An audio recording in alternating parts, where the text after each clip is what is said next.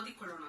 ಯಾಬೇಚನು ಇಸ್ರಾಯೇಲ್ ದೇವರಿಗೆ, ನೀನು ನನ್ನನ್ನು ವಿಶೇಷವಾಗಿ ಆಶೀರ್ವದಿಸಿ ನನ್ನ ಪ್ರಾಂತವನ್ನು ವಿಸ್ತರಿಸಿ ನಿನ್ನ ಹಸ್ತದಿಂದ ನನ್ನನ್ನು ಹಿಡಿದು ಯಾವ ವೇದನೆಯೂ ಉಂಟಾಗದಂತೆ ನನ್ನನ್ನು ರಕ್ಷಿಸಬಾರದೆ ಎಂದು ಮೊರೆಯಿಡಲು ದೇವರು ಅವನ ಮೊರೆಯನ್ನು ಲಾಲಿಸಿದನು.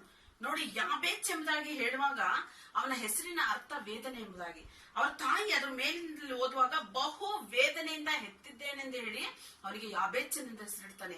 ಅದಕ್ಕೆ ಅವನು ದೇವರ ಹತ್ರ ಹೇಳ್ತಿದ್ದಾನೆ, ನನ್ನ ಪ್ರಾಂತವನ್ನು ವಿಸ್ತಾರ ಮಾಡಿ ನಿನ್ನ ಕೈಯಿಂದ ಹಿಡಿದು ನಿನ್ನ ಹಸ್ತದಿಂದ ಹಿಡಿದು ಯಾವ ವೇದನೆ ಉಂಟಾಗದಂತೆ ನನ್ನನ್ನು ರಕ್ಷಿಸಬಾರದೆ ಎಂಬುದಾಗಿ ದೇವರ ಹತ್ರ ಕೇಳ್ತಾ ಇದ್ದಾನೆ. ಅವನ ಪ್ರಾರ್ಥನೆ ಸಣ್ಣ ಪ್ರಾರ್ಥನೆ, ಉದ್ದ ಪ್ರಾರ್ಥನೆ, ದೊಡ್ಡ ಪ್ರಾರ್ಥನೆ ಇಲ್ಲ. ಯಾಬೇಚಂದು ಸಣ್ಣ ಪ್ರಾರ್ಥನೆ. ದೇವರೇ, ನನ್ನ ಪ್ರಾಂತವನ್ನು ವಿಸ್ತಾರ ಮಾಡುವಂತ ದೇವರು ನಮ್ಮನ್ನು ಕರ್ತನ ವಾಗ್ದಾನದ ಪ್ರಕಾರ ನಾವು ನಡೆಯುವಾಗ ನಮ್ಮನ್ನು ಅಭಿವೃದ್ಧಿಪಡಿಸುವವನಾಗಿದ್ದಾನೆ. ಯಾಬೇಚನ ಹಾಗೆ ನಮ್ಮ ಪ್ರಾಂತ್ಯಕ್ಕೋಸ್ಕರ, ನಮ್ಮ ದೇಶಕ್ಕಾಗಿ, ನಮ್ಮ ರಾಜ್ಯಕ್ಕಾಗಿ, ನಮ್ಮ ಜಿಲ್ಲೆಗಳಿಗಾಗಿ ನಾವು ಪ್ರಾರ್ಥಿಸುವವರಾಗಿರೋಣ. ಯಾಕೆಂದರೆ ಎಲೆಕ್ಷನ್ ಬರ್ತಾ ಇದೆ. ಉತ್ತಮವಾದ ನಾಯಕನ ನಮಗೆ ದೇವರು ಕೊಡಬೇಕು. ಅದಕ್ಕಾಗಿ ನಾವು ಪ್ರಾರ್ಥನೆ ಮಾಡೋಣ.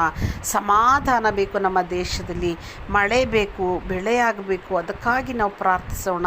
ನಾವು ಪ್ರಾರ್ಥಿಸುವಾಗ ದೇವರು ಹತ್ತಿರವೇ ಇದ್ದು ಕಿವಿಗೊಟ್ಟು ಕೇಳಿ ನಮಗೆ ಸಹಾಯ ಮಾಡುವ ದೇವರಾಗಿದ್ದಾನೆ.